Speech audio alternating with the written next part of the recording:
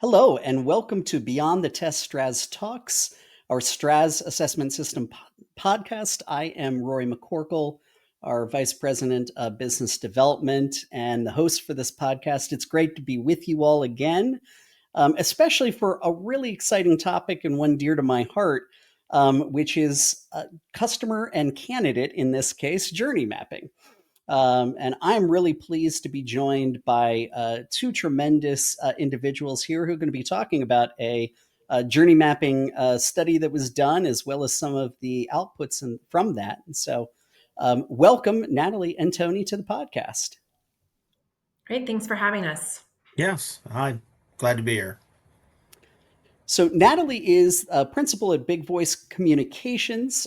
Tony is joining from a credentialing organization. He is the executive director of the GIS Certification Institute, or GISCI.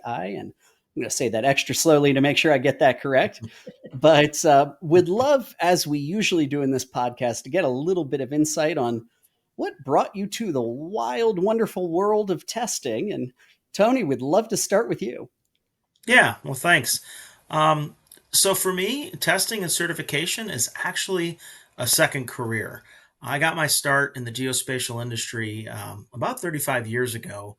But before that, I was a volunteer firefighter. So my first exposure actually was licensure as an EMT, and I still have that licensure. And so along my journey, I picked up the GISP, or Certified GIS Professional, and I carried that through my career through retirement. And then coincidentally, as I was ready to retire, this opportunity came present, and I became the president of, or the executive director of the GIS Certification Institute. And so I never really started out or intended to have a career in credentialing. It's just how it happened to come to me in my career journey. I'm glad to be here.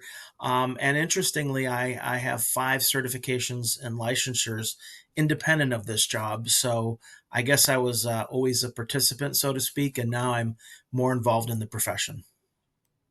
Great. That's And I'll just jump in here, Rory, in terms of my entry. I have worked as a principal of a public relations and marketing agency for the last 30 years and really kind of stumbled into certification. So we work with mostly associations and nonprofit organizations. And my first certification client was someone who's well known in the certification space, Christine Nero. We started working together in 1999. I know I'm dating myself a little bit here. But I really learned so much from Christine just about certification, because I went in, just treating it like another client assignment, and just really kind of fell in love with the quirkiness of this, and kind of recognizing that this is kind of a complicated marketing puzzle. And I like that. I like complicated puzzles. So, you fast forward 26 years later, still working a lot in certification. And it's makes up a lot of the core work that our agency now does. I'm training a whole other group of young people who hopefully will follow in my footsteps, who kind of love this puzzle as well.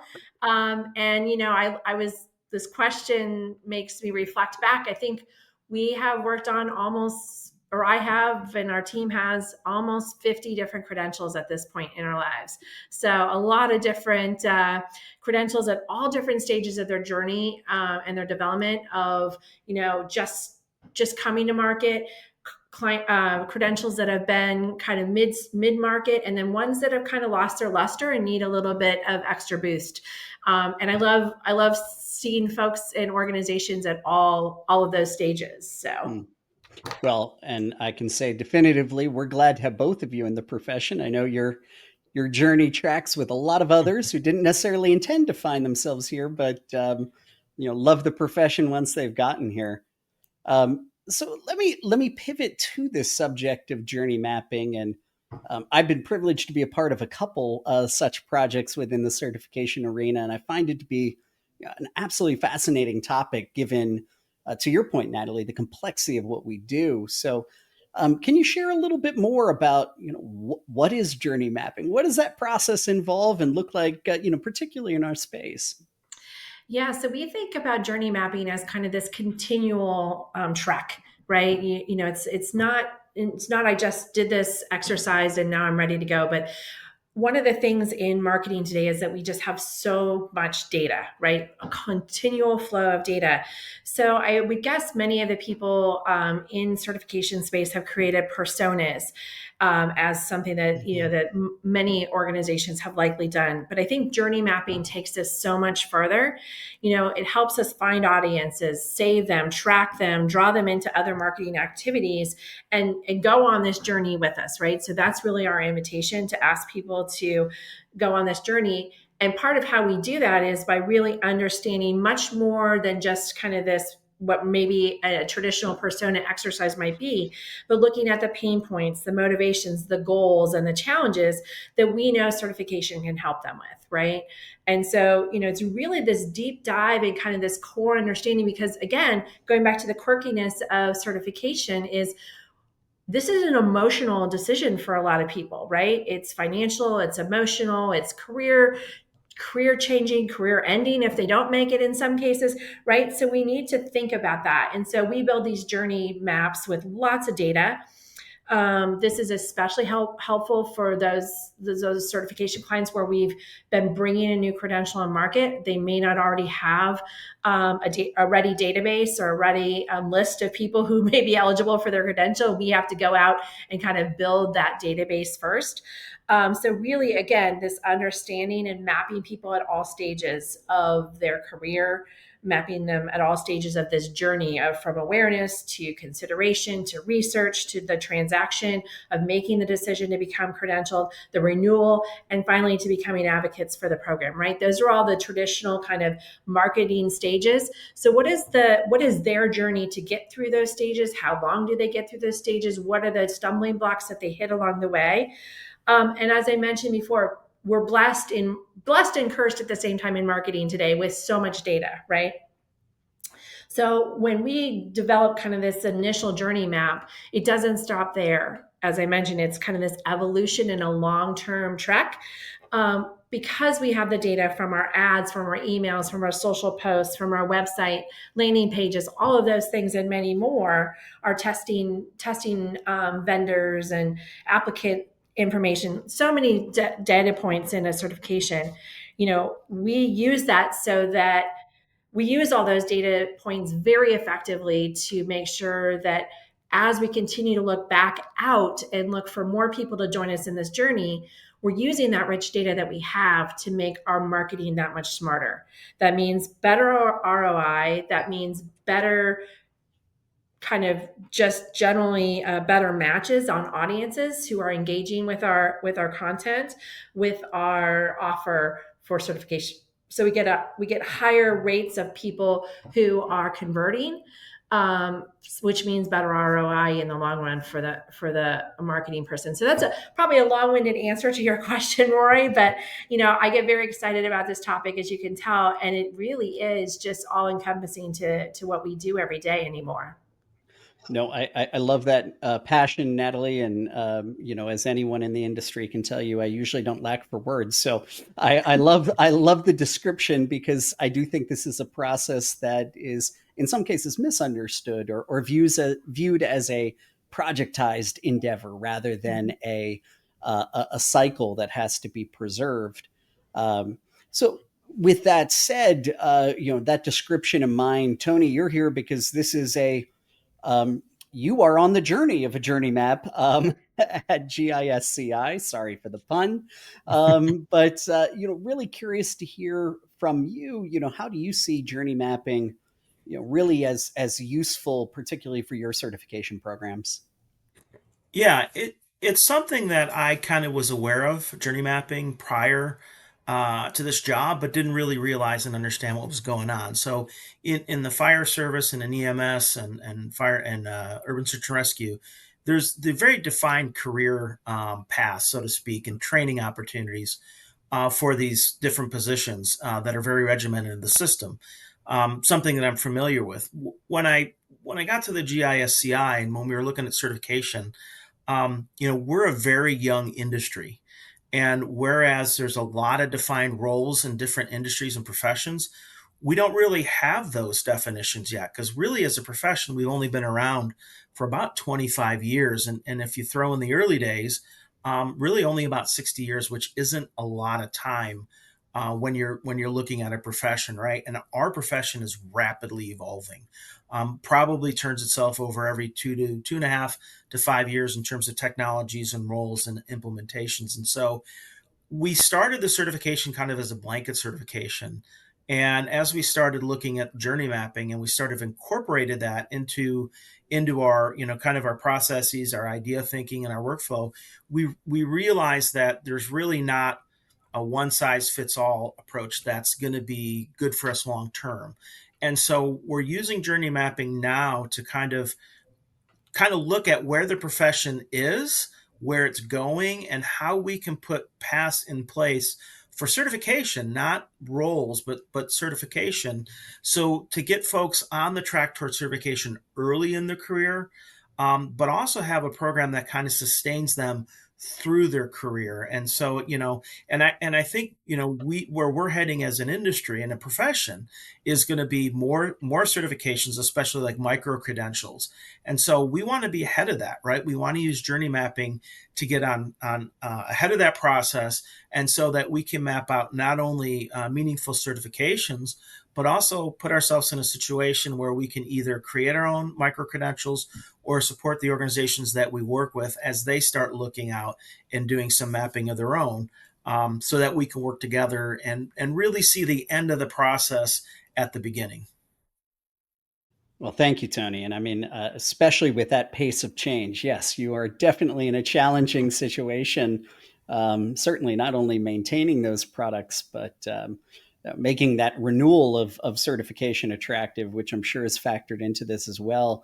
Natalie, what about you? You obviously you've talked about the multiple organizations that you've worked with, the many organizations, excuse me, from your past. Where do you see the greatest impact from these studies with certification programs? Yeah, so Tony and I have the great fortune of working together, and we've been blessed to have the opportunity to work with GISCI for about the last 2.5 years, I believe now. Mm-hmm. And as Tony mentioned, there's just such rapid change in his industry. And it's also, I think, not only just the technological changes, but also just the disbursement, right? I think, Tony, you could probably say if we were back in time, we'd be looking mostly at geology programs and those kind of traditional sources of people for the credential initially. And so I think recognizing that the credential now is probably much more dispersed. Mm-hmm. And how are people then taking your credential and using it in the real world, right? So, because that can also reflect some of the disbursement. And I'll give you an example from the GISCI.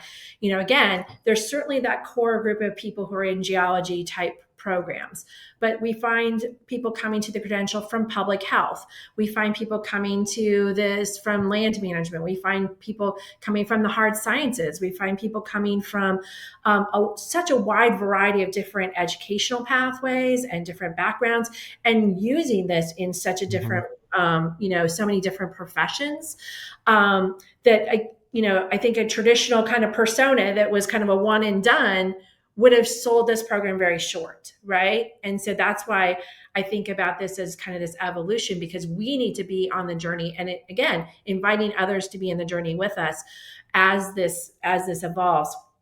And some of the things that we've seen, Tony, and I don't want to get ahead of you and steal your thunder, but we've seen such great results. I get really excited about what we see time after time.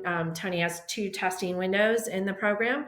So, where do we see kind of the growth and the impact? Tony, I don't know if you will kind of want to speak to that, because there are also real tangible benefits, because that's what it's about at the end of the day is having real tangible benefits. Mm-hmm.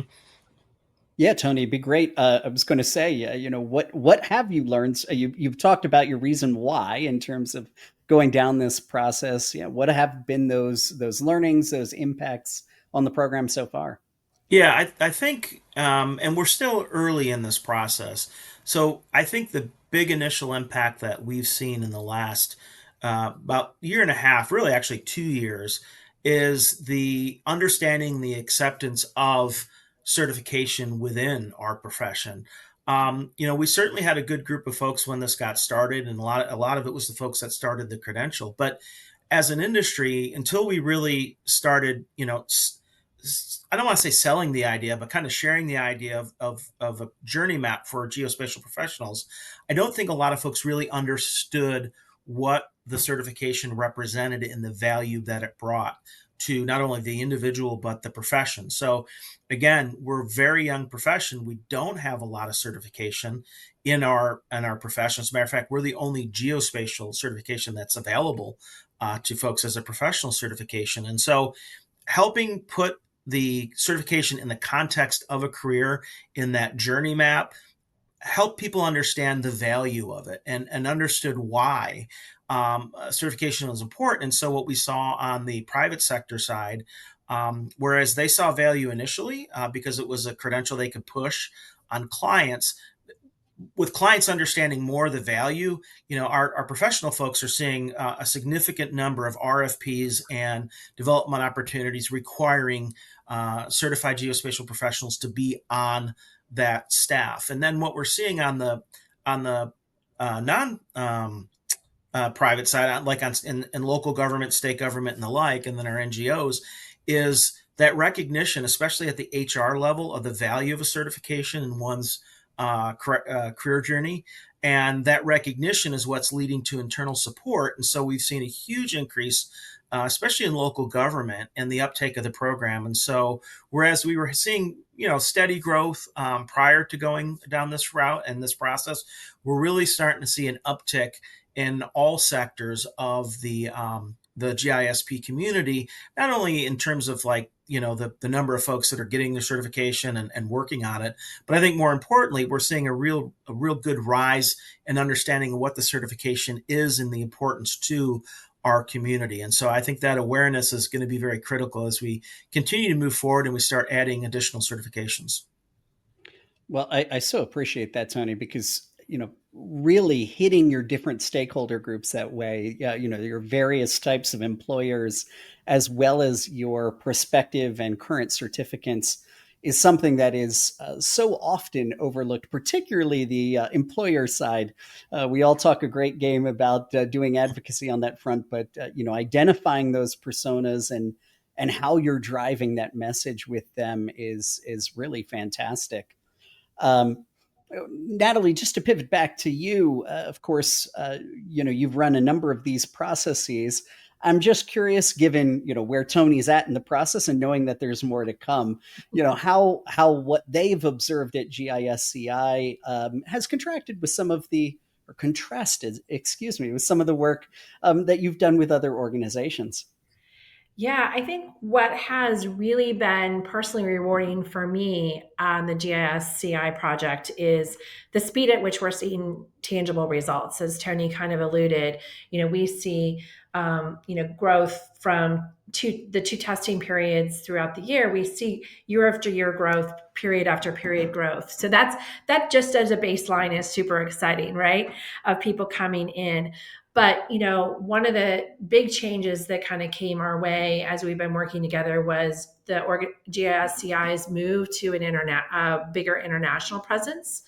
And so we really had to pivot to make sure that we, as they put in the necessary and testing vendors and so forth to support an international program, the marketing had to quickly pivot to support that, right? And we had to quickly kind of do that. I think there's still some more journey work we need to do on the international side and really understanding what those folks need more and to hear from us. But that's certainly, again, part of that ongoing journey. So the positive metrics, the ability to pivot to international, as I mentioned, the ability to pivot to this broader understanding of the marketplace, I think, as Tony talked about, has really been very important.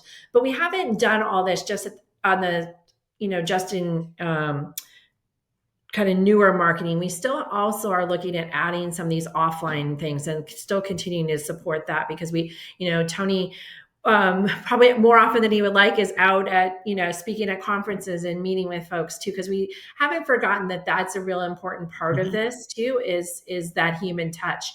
I mean, ultimately, we're all in the human business, and we're talking about people's livelihoods and careers.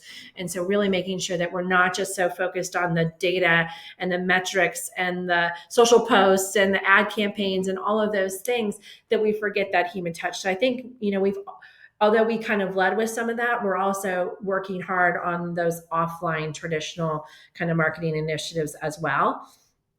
I have to just put a personal plug in for Tony. I mean, we couldn't ask for a nicer client.